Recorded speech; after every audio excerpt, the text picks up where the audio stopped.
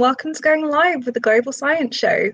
I'm your host this evening, Alex Holmes. You might be expecting a Scottish man, Sang Langford. I'm very sorry to let you all down. You're going to have to put up with me. But I've been involved with the Global Science Show for a little while now.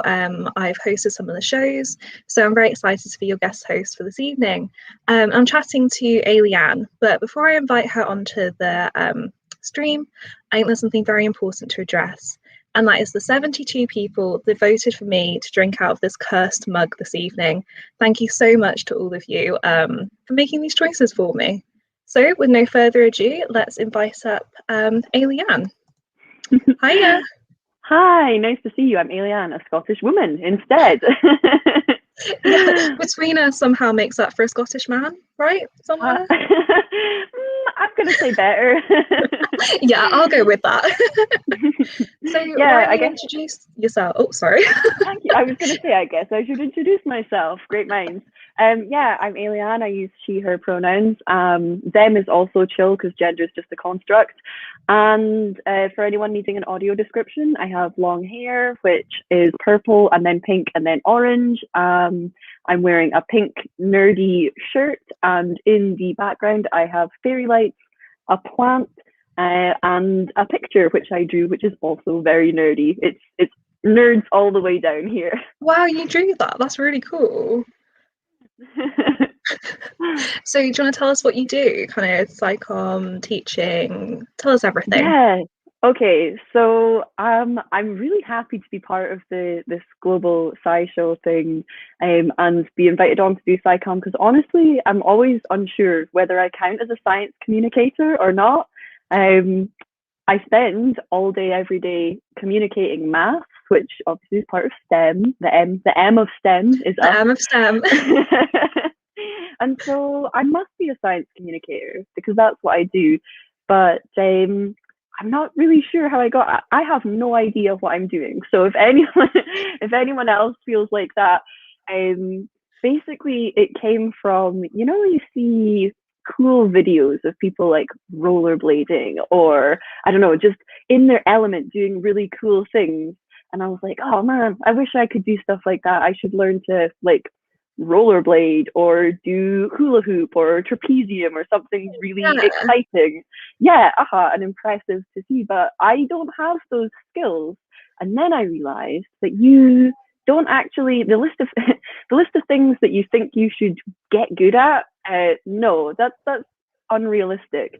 Whatever you're really into, just start filming yourself doing that, or sharing what you do and you love with the world, and that's you doing the cool thing. So I draw pictures, I do maths, and I started filming myself drawing pictures and doing maths, and it's gotten a little bit out of hand. I have to say. I love it. I still have my day job, which is teaching maths, which I'm very committed to. And then in the evenings, I get to go home and have some me time by just nerding out and sharing the nerdiness of the world. There's just like so much maths inside of me that I need to get out. So I have to do science communication. Yeah. Yeah, mandated science communication to get it all out. I did wonder for a second like how the rollerblading was going to fit in, but no, I think that makes a lot of sense. You see people doing cool things. Yeah. I'm sure people will see you doing cool maths artwork and think, oh, okay, maybe maths isn't as kind of scary and complicated as maybe I thought. Yeah, like maths is, maths is so cool, and I wish that people could see it, and that's why I do the art thing. So like, well, for example, this picture, this comes from, there's a guy called Bob Bosch on Twitter who you should give a follow, but he uses a computer algorithm to work out night tours, which is basically if you have the knight playing piece on a chessboard, you know how it can move two forward, one left, and one right. Right. Yeah, like the L shape that the knight moves. So a knight tour is a little pattern that the knight could move that hits every single square on the chessboard. Yeah, oh. It's a tour that a knight can make around the chessboard to hit every single square. And if they're closed, they end up back where they start. If they're open, they end up in a different place. So this is actually 64 of these knight tours, but they're oriented in a different way, so that they actually follow what's called a Hilbert curve, which is a kind of fractal. So it's like, hey, I heard you like fractals, so I put fractals in your fractals. But yeah, so it starts down here and goes like all the way up to there, to the side, and then finishes off down here. It's one That's so continuous cool. line. It's like 64 nights tours altogether. Yeah, I love it. So I saw that Bob Bosch made this with his computer program, and I was like, I see you computers, but I'm still going to do this by hand. Because we can't let the computers win. No, sorry, robot overlords. Please don't shut down the stream. But yeah, some things just have to be done by hand. And so there's another really cool maths person that everyone should check out called Katrina Agg. She's C Shearer 41, I believe, on Twitter, and she makes all of these amazing geometric maths puzzles. Very like low entry, but it's just a picture and one line, and it's a maths puzzle that will probably take you a good while to figure out. They're so interesting. But she said in her recent talk at the MA conference, like if you are trying to figure out these geometric puzzles, think about how you would draw it. Like how would you try and construct this puzzle? And the act of trying to draw something that you see really helps with figuring stuff out. There's so many things that I would not have noticed before if I hadn't spent 8 hours drawing them. Yeah, it's that act of kind of really having to scrutinize something and then reproduce it for yourself. You really have to think about how those things fit together. Oh, this is so interesting because I'm not a huge maths person. Like my little sister has to help me with percentages. She's very mathsy. I'm not that good at art, but it's really cool seeing how the two meet together when it's not a pairing you might often associate with each other. Well, yeah, I think it makes maths a bit more tangible and visible if you can like see what's going on, or it definitely gives you a hook or something to talk about. Like you might see a picture like this, or I'm just like surrounded by math things, or something like this, which is like a reptile. So you can see like the overall, I don't know, it looks like a mountain to me. It's called a sphinx tiling. So you get this overall mountain shape, but you can break it into 4 of the same shape. And then That's they cool. can also be, broken into more and more of the same shape. So it's a self-replicating tile. And when you see stuff like that, you're like, oh, that is cool. Like maybe math is cool. I also feel like that is very, very cool. Yeah, I love the way that it's that overall shape just breaking down smaller and smaller and smaller. Yeah. That's actually really cool. And I think that's one of the important things about science communication. Like we have this overarching, almost duty to society to try and help people understand what's going on more through scientific literacy. You know, like any single social justice issue or environmental issue that you can think of in the world. If there was more scientific literacy, then we would all be on a much more equal playing field when we're having conversations about how to fix it. And you need to have that sort of inspiration, just the fun little things to get people involved, to get people thinking, ooh, I want to learn about percentages. And then the world just makes so much more sense. Like you can see the world in a different way if you have more maths or scientific literacy. So that's what we're trying to encourage. Yeah, and it gets you over that like energy barrier. It's no longer, oh, I have to learn maths because I have to do my GCSE or my HIETS, whatever it is. It's, oh no, actually the maths is fun and I've drawn this really nice thing and it's made sense of something for me. No, that's really cool. It's a call to action. Yeah, it is. It is. So we talked a bit about like maths artwork, although it sounds like you don't just have maths artwork on your walls. It sounds like you have maths body art as well. Do you want to talk about that? I do, yeah. So I have a bunch of maths tattoos. Well, I'll do them in order that I got them. Oh, go on. Yeah, so the first ever tattoo that I got is this one here, which just looks like your normal triangle tattoo. I've bumped into quite a few people in pubs with triangle tattoos. It's always fun to compare triangles. I have not heard of that, but I love it. So I don't know if you can see on the screen, but my one has actually got the little lines to show you that this is an isosceles and the little square to show it's a right angle triangle.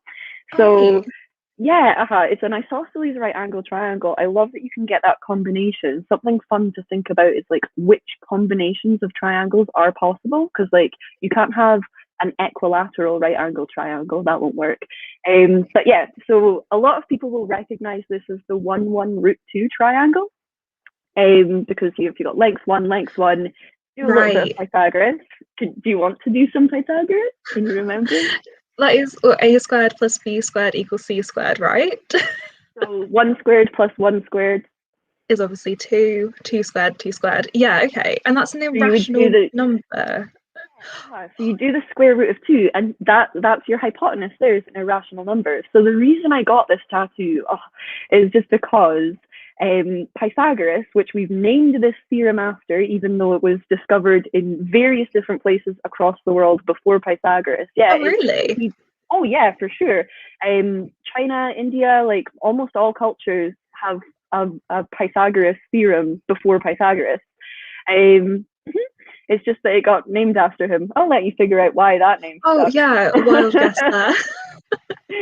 But in Pythagoras' time, they didn't actually believe in irrational numbers. So irrational numbers are ones which can't be expressed as a fraction, like pi or tau, which is more and better than pi. So they go on forever and ever and ever with these decimals. And ancient Greek times, they were like, nah, that doesn't sound likely, bit stuff, not happening. And so they looked at this triangle and were like, well, that doesn't work then, Pythagoras, your theorem is wrong. So Pythagoras couldn't prove his own theorem because he didn't go back to check his original assumption that irrational numbers do actually exist. And I just think that's so cool to have to like go back, like there's this triangle stopping him proving his own theorem because he didn't fact check himself to begin with. That's so interesting. That sounds like something that definitely happened in science where you can't prove your own theorem. Oh my gosh, yeah. So when did irrational numbers kind of become accepted as something that is real? That might be a completely left field question, but yeah, no, that's a really good question. I'm not sure when that would have happened, but I know that Euler is the one that came up with the proof of Pythagoras' theorem. So Euler eventually got there. Irrational numbers. It's gonna have to be something. I would be guessing. Yeah, I'd be guessing. Someone could actually check when irrational numbers came up. But so the next tattoo I got was this one under here. I'll have to zoom in manually. Yeah, come closer to me. So this is a Penrose tiling. Yeah, it was not the most well planned out tattoo. I love it, but from far away, it looks kind of like I've got a wax strip stuck to the back of my arm. I can live with that. It's cool. So a Penrose tiling is like an aperiodic pattern. So this one's made of kites and darts, not even rhombuses and more flattened out rhombuses. And that was an unsolved puzzle in maths for so long. Like, could you have a tiling pattern which was aperiodic? And if you did, what's the least number of tiles you could get it to? And so there was a few different aperiodic tilings kicking about. You see it in Islamic art sometimes. And then we got to the 1960s when Penrose discovered that you can do it with 2. You can do it with 2 tiles, and that's the minimum you can get to. And I love that when you look at it, you think, that's surely repeating. Like, I can see the same little star or flower coming up. But globally, you can't translate it. It is never repeating. So he discovered this, and that's a really long-standing puzzle in maths that nobody had a solution to before. Got discovered in the 60s, and everyone was like, cool. Yeah. Actually, nobody cared at all. I'm like, I care very deeply now.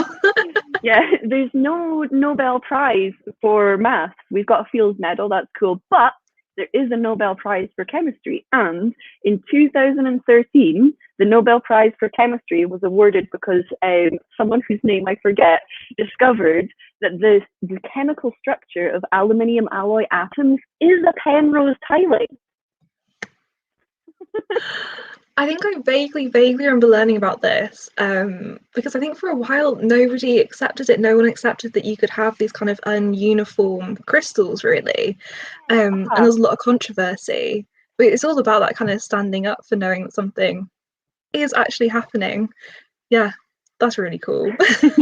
Yeah, crystal maths is great. And then my other two tattoos, they're matching. I actually have a friend who's probably watching this live stream who didn't realize that I have two of these. He thought he was just seeing me from one side all of the time. He was like, "Wait, have you got those on both arms?" No, I just always keep this side. Yeah, I'm So always on profile. This is a fractal, which is like, it's a Koch snowflake or a Koch curve, one of the first fractals to be discovered. And it also is quite kind of self-replicating. It replicates spiraling down in a phyllotaxis sort of image. So the whole boundary, the outside, is a Koch snowflake. And then if you look, like every individual piece, also a Koch snowflake going in the way. And Cool. yeah, I just thought that was really cool. There's loads of cool things about like fractal geometry and Koch snowflakes. For example, the perimeter is infinite because it keeps going, like little triangles going on and on and on. But the area is bounded, and I just find that such like a mind blower that you can have an infinite outline, a bounded area. And then I like the meaning behind it. If I were to have like meaningful tattoos, Of course. it's just that you know, life is definitely very short, but it is infinitely detailed. So although you can't have this infinite, like I would love to live forever. I think it would be great. I can't. But you can have, if you look at everything, if you look really closely, you have this infinitely detailed life to explore, just finite length. No, I love that so much, actually. And I think this is the thing with maths, like there's so many things that kind of sound wrong. Like you shouldn't have numbers that just kind of go on forever, and you shouldn't have, infinite arounds but a bound area. Like that it just doesn't quite sound right, but it is, like it can be proven. I think that's really cool. We also have different sizes of infinity as well. Right. This always makes me think of The Fault in Our Stars, and they're like some infinities are shorter than others, whatever it is. But yeah, like my head just cannot get around it sometimes. I'm like, how? I can get you there. So you know the even numbers, 2, 4, Yes. 6, 8, 10. Yeah, how many of them are there? Well, yeah, I guess a lot, an awful lot. Infinite. Infinitely many. Yeah, because it never stops. You can just keep adding two. So there's infinitely many even numbers. But the counting numbers, 1, 2, 3, 4, 5, how many of them are there? Well, I suppose also infinite, right? There's clearly twice as many of them. Oh, because it's, yeah, all the odd ones as well. I feel like you were watching like my brain just like slowly process. Right. Yeah, I love it. Yeah, it's one of those things that always like brings you into like, was math like discovered, or was math like designed? Like it's one of those things that really just like blows my mind. Yeah, do you invent a new piece of maths, or was it already there? That's, yeah, I think an unanswerable question probably, because you start with the axioms that you lay out, and everything's supposed to follow from there. It's very logical, very cool. But then every so often you have to completely break out of those axioms. So like two-dimensional, like the counting line, the number line that we have. Someone was like, no, actually, we need to be able to solve. We need to be able to factorize things that we can't. We'll have to invent complex numbers, which before didn't fit into our definition of numbers. Now is used in real life, even though they're imaginary. So yeah, I don't know if they like, were they discovered? Were they always there and nobody was looking? You had to break the rule to get them. It's Yeah, have we just got the wrong rules for something that was already there, or yeah. It's one of those things you could think about for a really long time. I wrote letters though, just I'm aware like 30 minutes is not very long. Do you want to talk a bit about kind of the like activism in maths, like kind of teaching people math in different places and things like that? Yeah, definitely. So a few years ago, before there was a pandemic, I decided to go down to London for the October uprising of Extinction Rebellion. So Extinction Rebellion is a group that I've done a few things with. Obviously there's very valid critiques of Extinction Rebellion. Yeah, slight controversies. Yeah. Yeah, which I am completely on board with. Yeah, I won't get into it too much, but there are a lot of valid critiques of Extinction Rebellion, and they're a group which I don't identify closely with. But if they're doing something, if anyone is doing something for the environment, I'm just so on board. So I went down to Trafalgar Square for the October uprising, and I brought with me a little pop-up classroom. So basically, like a cardboard display that I popped up, and I had it was full on arts and crafts, but I had to get the megabus down from Scotland. Yeah, it was awful. I can imagine, let alone like from Scotland down to London. I've done it a few times in my life. So I got the megabus down with my folder full of activism, and I set up and just started speaking to people about all of the misconceptions in the literacy, the like numeracy and scientific literacy that they need to understand what's going on. So, for example, when people say a global temperature rise of 1.5 degrees on average, that sounds not bad. Like it's like 10 degrees in Scotland today at a push. 11.5 would be welcome. That's not like when you change something on average, you're not just moving this bell-shaped curve up, you're moving it kind of across the way. And what you see is like the threshold for when people start experiencing extreme heat events, which are the ones that cause lots of death. That actually pushes a lot more people into that category rather than just everyone getting a day that's 1.5 degrees warmer. That's not how it works. So yeah, I went down to try and help out a little bit with that. Tried some maths, and then was illegal. Like the High Court then ruled later on that the removal of the protest from Trafalgar Square was illegal because we were legally protesting. We were there in our designated protest zone, and I got removed. Cool, it was fine. I just got the sleeper train back up to Scotland. Yeah, pack up the activism and then. But it is something that's definitely at the forefront of my mind quite a lot because I work with a mutual aid group up in Scotland, and what we do is we're an anarchist mutual aid group, and we just give out free food on the streets. We find food that cafes aren't using, we communally cook it, and we give it out free on the streets. And with like new bill, policing bill that's coming in, that could potentially become illegal because it is a form of activism. There are other countries where, like Myanmar, where people are arrested, detained, and in Singapore, people have lost their lives for just giving people free food on the street. It's a form of activism, and governments who quash activism also come down hard on stuff like that. Yeah, I understand some of the positive ways that bill could be used, but the negatives far outweigh it. Right, it's one of those. You need that balance. You can't. Yeah. It's an unintended consequence, but sorry, that's just a little bit of a sidetrack into the right to do activism. One of the things that I was so shocked when I was down in London about was sometimes disabled activists were having their mobility aids removed. There was a huge protest outside of Scotland Yard because the police removed some of the disabled activists' like wheelchairs. Right. Yeah. That's so awful. It really was. So like my whole experience in London going down and doing activism, like with the maths in mind, it really changed me a lot.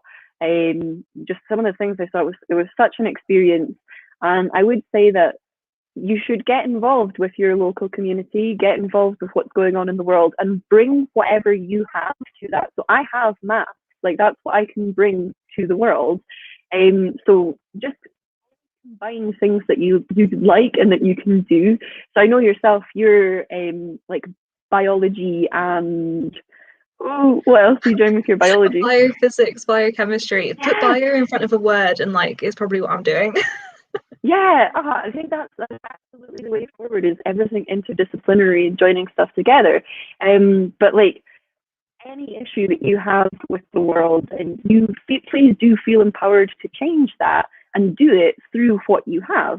So if you have math, biochemistry, like find a way to use what you have to make the world a better place. And that's what science, that's got to be the aim of science and science communication, right? I always think that it's all about, everyone wants to be a scientist or work in technology, engineering, maths, because they want to make the world a better place. Like, and it makes sense to do that through the lens of what you know and what you can work with. From like a more practical point of view, like how would you recommend people doing that? Like how would people actively go and do these things? Just like becoming better at numeracy and understanding statistics in itself is quite a radical act. So there's a really good book called A Field Guide to Lies and Statistics. And even though I have 2 copies of it, they're in the other room, so I can't remember the author right now.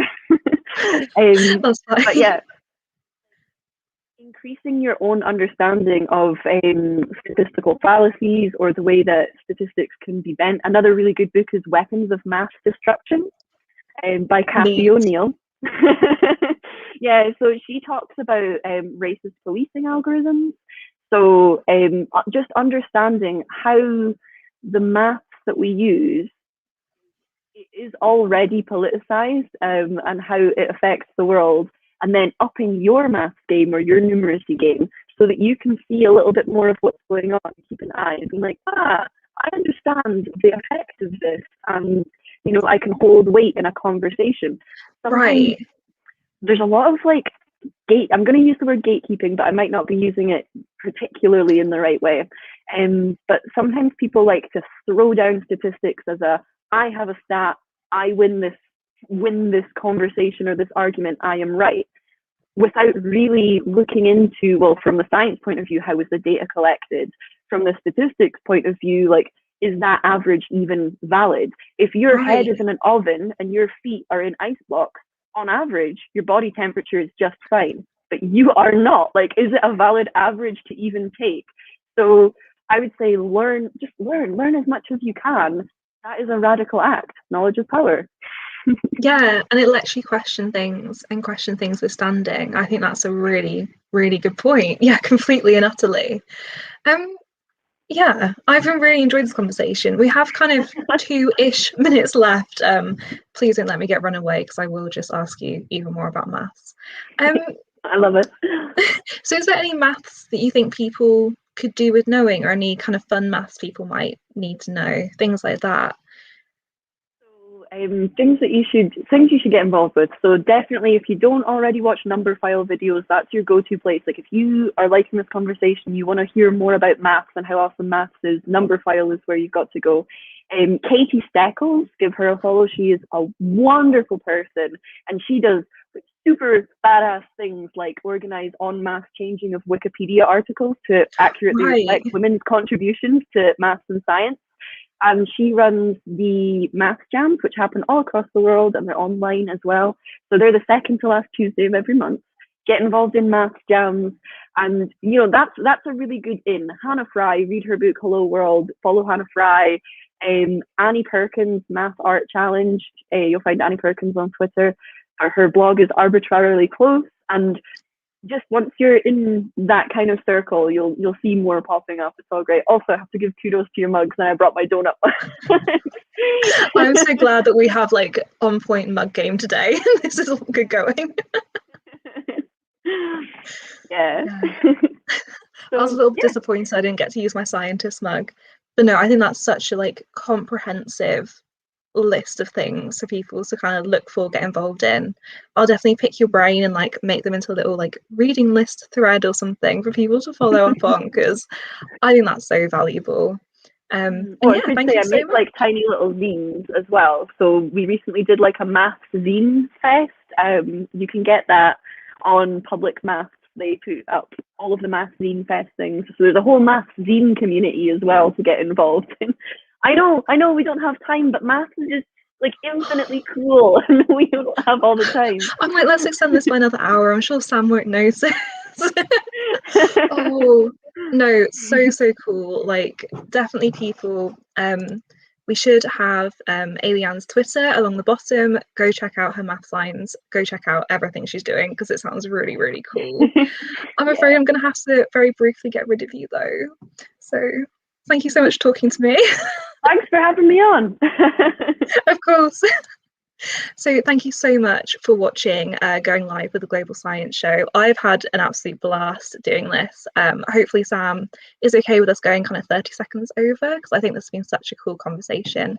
And be sure to check out the events next week. I am in the guest position next Thursday, so definitely check that out. And I hope you all have a lovely evening.